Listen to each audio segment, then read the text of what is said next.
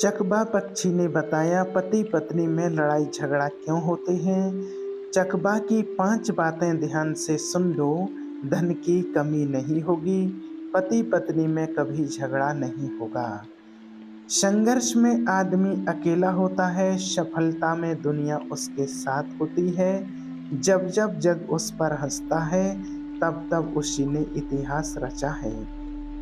नमस्कार दोस्तों, स्वागत है आप सभी का हमारे YouTube channel Shri Krishna family में।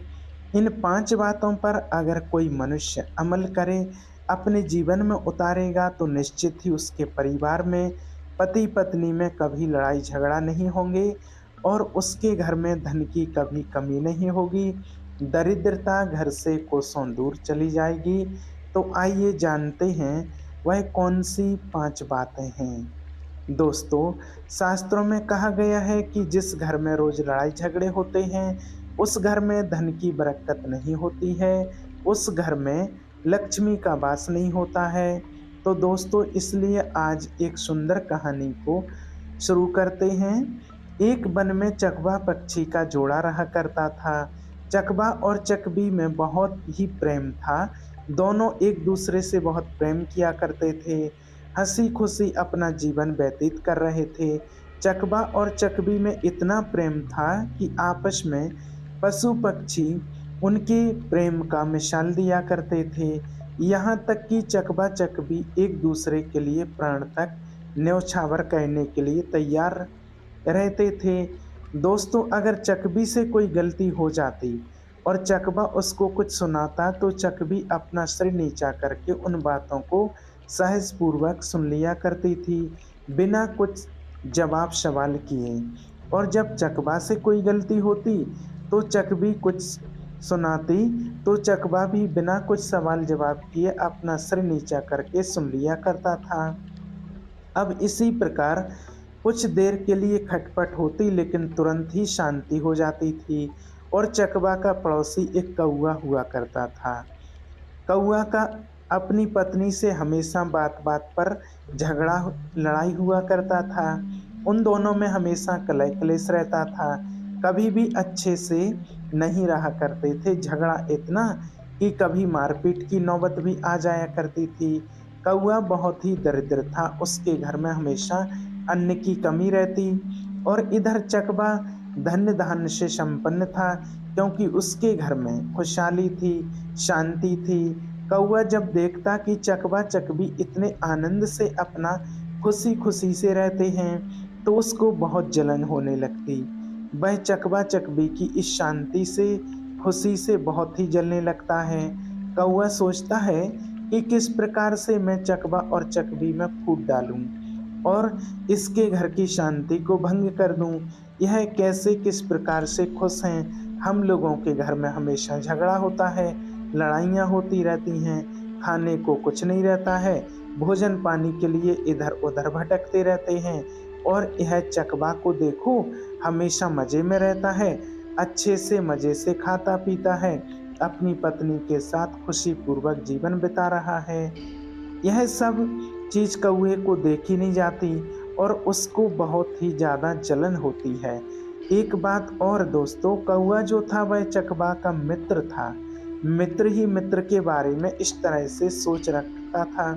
उसके अंदर जलन की भावना थी। अब उसने सोच लिया कि अब मैं इस चकवा को शांति से रहने नहीं दूंगा। हम लोगों के घर लड़ाई झगड़े होते हैं, तो यह कैसे शांति से रह सकता है। अब इसके घर में भी शांति नहीं होनी चाहिए, अशांति फैलानी है, इसका भी जीवन नरक की तरह बनाना है। अब वह कौआ इस जुगत में लग जाता है, और जब भी कभी चकवा घर पर नहीं रहता है, तो कौआ चकवी के पास जाता है और कौए चकवा के बारे में उनसे कान भरने लगता है और कहता है, चकवी बहन, कौआ भाई आपसे बिल्कुल भी प्रेम नहीं करते हैं, वह तो किसी और से प्रेम करते हैं। मैंने उन्हें कुछ ही देर पहले किसी अन्य से बात करते देखा है। कौवे की इस बात को सुनकर चकवी को बिल्कुल भी भरोसा नहीं होता है। वह उसकी बात को बिल्कुल भी ध्यान से नहीं सुनती है और उसकी बात को इसी तरह से हवा में उड़ा देती है। जब कभी चकवा अकेला रहता है तो कौवा उसके पास जाता है और चकवा से कहता है, चकवा भाई, चकवी बहन आपसे प्रेम नहीं करती क्योंकि वह तो किसी अन्य से प्रेम करती है। मैंने आज ही चकवी बहन को किसी अन्य से बात करते हुए देखा है। चकवा इन बातों को सुनकर हंसते हंसते टाल देता है और उससे इस बात पर बिल्कुल भी भरोसा नहीं करता है। अब इसी प्रकार कौवा बारी बारी से उन दोनों में फूट डालने की कोशिश करता है। उन दोनों के कान भरता रहता, लेकिन चकवा चकवी का प्रेम इतना अटूट था कि दोनों एक दूसरे पर विश्वास किया करते थे, किसी की बातों में नहीं आते थे।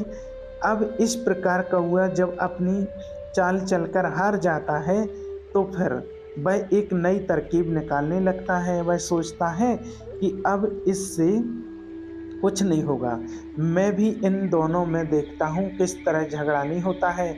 अब कौवा अपनी पत्नी को इस काम में लगाने के लिए योजना बनाने लगता है। अपनी पत्नी से कहता है कि अगर तुम घर में सुख शांति चाहती हो तो तुम्हें मेरा एक काम करना होगा। अगर तुम चकवा और चकवी के बीच में मनमुटाव पैदा कर दो, उनमें लड़ाई झगड़ा करवा दो, तो निश्चित ही मैं तुमसे कभी लड़ूंगा नहीं, झगड़ा नहीं करूंगा। हम दोनों प्रेम से रहेंगे, हम लोगों के घर में कभी लड़ाई नहीं होगी। कौवे कुछ समय के लिए तो तैयार नहीं होती है, लेकिन अपने घर में सुख शांति की इच्छा से वह भी कौवे की बात में आ जाती है और कहती है कि अगर तुम मुझसे लड़ोगे नहीं, झगड़ोगे नहीं, तो मैं एक कार्य करने के लिए तैयार हूँ। कौवा कहता है कि जब भी तुम्हें समय मिले, जब भी मौका मिले, तुम चकवी बहन का कान भर देना। उसके मन में चकवा भाई के प्रति मनमुटाव और डालते रहना, और मुझे भी जब समय मिलेगा, जब भी मौका मिलेगा, चकवा के मन में मैं चकवी के प्रति नफरत भरता रहूँगा। अब दोनों यही बातें करके अपने अपने काम में लग जाते हैं। जब चकवा भी अकेला होता, चकवा घर पर नहीं रहता है, तो कौवा की पत्नी जो थी वह चकवी के पास बैठ करके उससे के कान भरने लगती है कि आज चकवा भाई को कहीं जाते देखा, वह किसी से बात कर रहे थे, मैंने उन्हें किसी से बात करते हुए देखा, वह आपसे प्रेम नहीं करते हैं, अन्य और किसी से प्रेम करते हैं। अब चकवी इन बातों पर यकीन नहीं करती है। अब कौवा भी उधर इन्हीं बातों में लगा रहता है। वह चकवा के पास जाकर कहता है कि चकवी भी बहन आपसे किसी और से बात करते हुए मैंने देखा है, वह आपसे बात नहीं करती है, किसी अन्य से बात करती है। अब इसी तरह से लगातार बार बार कौवा और उसकी पत्नी को भी चकवा चकवी के मन में यह सारी गलत चीज़ डालने लगते हैं। दोस्तों, अगर एक ही बात को किसी के सामने बार बार कहा जाए तो धीरे धीरे ना चाहते हुए उसके अंदर मन में एक बात जाने अंतर मन में जाने लगती हैं, और उस चकवा और चकवी के साथ ऐसा ही होता है। अब लगातार यही बातें सुनते सुनते चकवी को लगने लगा कि कौवी बहन मेरा भला चाहती है, अगर उसने देखा है तभी तो मुझे ऐसा कह रही है, वह मेरा भला ही चाहती है, मुझे सचेत करना चाहती है, इसलिए मुझे हमेशा ऐसी बातें बताती रहती, मेरे से बातें करती रहती है कि वह मुझसे प्रेम नहीं करते, किसी और से प्रेम करते हैं। अब चकवी के मन में धीरे धीरे यह बातें बैठने लगती हैं कि उसका पति उससे प्रेम नहीं करता, किसी अन्य से प्रेम करता है, और उधर ही बातें धीरे धीरे चकवा के मन में भी बैठने लगती हैं। चकवी मुझसे प्रेम नहीं करती है, किसी और से प्रेम करती है, क्योंकि कौवा दोबारा लगातार बार बार कहने पर भी चकवा के मन में ना चाहते हुए भी यह बातें अंतर मन में जाने लगती हैं। अब धीरे धीरे करके चकवा और चकवी में मनमुटाव होने लगता है, और एक दिन ऐसा आता है कि चकवा बातों ही बातों में चकबी से कह देता है, यदि तुम तो किसी अन्य से प्रेम करते हो, मैंने तुम्हें उससे बातें करते हुए देखा है। अब चकवी को भी गुस्सा आता है। चकवी भी कहती है कि मैंने भी तुम्हें किसी अन्य से बात करते हुए देखा है, तुम भी मुझसे प्रेम नहीं करते हो। अब दोनों में इसी तरह लड़ाई झगड़ा होने लगते हैं। अब यह लड़ाई झगड़ा धीरे धीरे बढ़ने लगते हैं और लड़ाई झगड़ों के साथ साथ उनके घर से लक्ष्मी रूठने लगती हैं। लक्ष्मी उनके घर को छोड़कर चली जाती हैं, क्योंकि दोस्तों जिस घर में लड़ाई झगड़ा और कलह क्लेश बहुत हैं, उस घर में लक्ष्मी कभी भी वास नहीं कर सकती हैं, उस घर को छोड़कर चली जाती हैं। अब चकवा और चकबी धीरे धीरे कंगाल हो जाते हैं। उनके घर में अन्न की कमी हो जाती है, क्योंकि लड़ाई झगड़ा करने से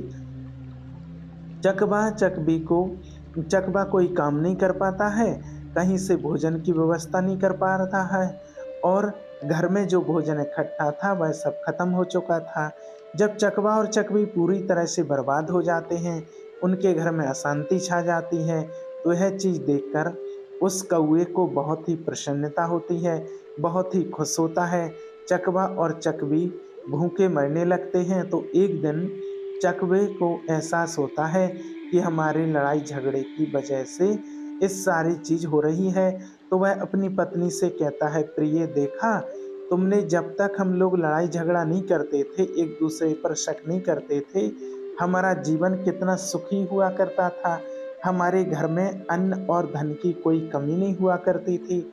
लेकिन अब जब से हम लड़ने झगड़ने लगे हैं, एक दूसरे पर शक करने लगे हैं, संदेह करने लगे हैं, तब से हमारे घर में अन्न और धन की कमी हो गई है। लक्ष्मी माँ हमसे रूठ गई हैं। तो चकवी भी को भी यह बात समझ में आती है और वह भी कहती है, स्वामी हमें माफ़ करिए, हमें इस प्रकार लड़ना नहीं चाहिए, हमें किसी की बातों में आना नहीं चाहिए। फिर उसने कहा, इस समस्या का छुटकारा पाने के लिए क्या किया जाए? चकवे ने कहा, यहीं पास में ही एक गुफा में एक सिद्ध महात्मा रहते हैं, हमें उनके पास चलते हैं, वही बताएंगे हमारी समस्या का समाधान कि अब हमें क्या करना चाहिए। यह सोचकर चकवा और चकवी उस महात्मा के पास चले जाते हैं, उस गुफा में चले जाते हैं और महात्मा को प्रणाम करके बैठ जाते हैं। महात्मा ने जब उनके आने का कारण पूछा, तब चकवा की आंखों में आंसू आ जाते हैं। दोनों पति और पत्नी रोने लगते हैं। एक एक करके सारी बात बैठ चकवा उन महात्मा जी को सुना देता है। तब महात्मा जी ने कहा, हे पक्षी, हे चकवा, मेरी बातों को ध्यान से सुनना। मैं ऐसी 5 बातें बताता हूँ जिससे तुम अपने जीवन में अमल करोगे, और जो भी मनुष्य इन 5 बातों को अपने जीवन में अमल करेगा, इस रास्ते पर चलेगा, तो निश्चित ही उसके घर में कभी लड़ाई झगड़ा नहीं होंगे, उसके घर में कभी धन की कमी नहीं होगी, उसके घर में लक्ष्मी कभी रूठ कर नहीं जाएंगी, उसके घर में से दरिद्रता हमेशा कोसों दूर रहेगी। उसके बाद महात्मा ने कहा, पहली बात, जो तुम्हारे जानने वाले होते हैं, सगे संबंधी होते हैं, जो तुम्हें अच्छे से समझ रहे होते हैं, जो तुम्हें अच्छे से जानते हैं, वही तुम्हारी जड़ को काटते हैं। यह बात सत्य है। जो व्यक्ति तुम्हारी पहचान का होता है, तुम्हारा अपना होता है, ज़्यादातर वही लोग आपकी जड़ों को काटते हैं। घर का भेदी लंका ढाए, वही तुम्हारी दुखों को, समस्याओं का कारण बनते हैं। इसलिए कभी भी अपने करीबियों को अपने राज की बात, अपनी गुप्त बातें नहीं बताना। और दूसरी बात, अपने मित्र के सामने धनी होने का दिखावा कभी मत करना। अपने मित्र के सामने अपनी बड़ाई और दिखावा करोगे कि मैं इतना अधिक धनवान हूँ, तो वह मित्र आपके बारे में गलत धारणा बना लेगा। अगर पहले वह सोच रहा होता है कि आप अच्छे हैं, लेकिन यह आपकी झूठी बातें सुनकर वह आपसे दूर होने लगेगा और आपसे गिराने लगेगा। इसलिए अपने मित्र के सामने धनी होने का दिखावा मत करो। और तीसरी बात, अन्य किसी के कहने पर विश्वास नहीं करना चाहिए। जब तक आप अपनी आंखों से देख ना लो, तब तक उन बातों पर विश्वास नहीं करना चाहिए। अगर किसी ने आपके कानों को भर दिया है, आपके अपनों के प्रति मनमुटाव पैदा कर दिया है, तो आप बिना कुछ जाने सुने उस चीज़ पर बिल्कुल भी विश्वास ना कीजिए। इसलिए कहा जाता है, सुनी सुनाई बातों पर विश्वास ना कीजिए। और चौथी बात, अपनों पर शक करना विनाश को निमंत्रण देना होता है। अगर आप अपनों पर शक करेंगे तो निश्चित ही आप विनाश के कगार पर पहुंच जाएंगे। चाहे वह पति पत्नी, पिता पुत्र, माता पिता, इन पर कभी शक मत करना। आप गैरों पर शक कर लें लेकिन अपनों पर कभी नहीं। और पांचवी बात, कभी भी बिना बुलाए किसी भी उत्सव में नहीं जाना चाहिए। अगर आपको किसी ने निमंत्रण नहीं दिया, नहीं बुलाया है, तो इसी तरह आप उस पर हक जताते हुए वहाँ पर नहीं जाना चाहिए। वहाँ जाने से आपका सम्मान पर ठेस पहुँचेगी, आपके मान सम्मान में कमी आ जाएगी। कहा गया है, बिन बुलाए जाए ना और बिन निमंत्रण के खाए ना। बिना बुलाए कहीं जाना नहीं चाहिए और बिना निमंत्रण दिए कहीं खाना नहीं चाहिए। अगर व्यक्ति ने आपको खाने पर पूछा है तो खुशी खुशी से उस खाने को ग्रहण कीजिए, उस भोजन का सम्मान कीजिए। अगर व्यक्ति ने आपको खाना खाने पर नहीं बुलाया है तो आप उस पर दावत लगाते हुए उस भोजन को ना करें तो ही अच्छा है। बिना न्योता दिया हुआ भोजन खाना यानी कि जूठन खाने के बराबर होता है। और आपको जब किसी ने नहीं बुलाया तो आप उस स्थान पर नहीं जाए, यह आपका अपमान सम्मान है। अपमान सम्मान है, समाज में आप अपने आप को नीचे गिरा देते हैं। अगर आपको किसी ने आदर सम्मान से एक ही शब्द में आने को पूछा है तो आप सहज उसके पास खुशी खुशी जाइए, उसकी खुशी में शामिल होइए। व्यक्ति ने अगर नहीं पूछा है तो आप अपना अपमान बिल्कुल भी मत करवाइए। यही 5 बातें अगर आप जीवन में अमल करोगे तो निश्चित ही आपके घर में झगड़ा और लड़ाइयाँ कभी नहीं होंगी और आपके घर में धन की कमी नहीं होगी। यही बातें साधु महात्मा ने चकवा और चकपी को बताई। तो दोस्तों, आप भी इन बातों को अपने जीवन में अमल करिए और हमेशा खुश रहिए, अपनों पर विश्वास बनाए रखिए।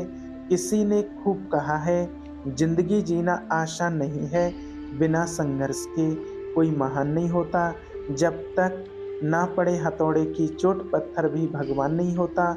दोस्तों, ठोकर खा कर के गिरना भी, फिर खुद को ही संभलना, फिर दोबारा से चलना, यही संघर्ष है, यही जीवन है, यही सत्य होता है। तो दोस्तों, उम्मीद करते हैं आपको हमारी यह कहानी, इस शिक्षाप्रद जानकारी अच्छी लगी होगी।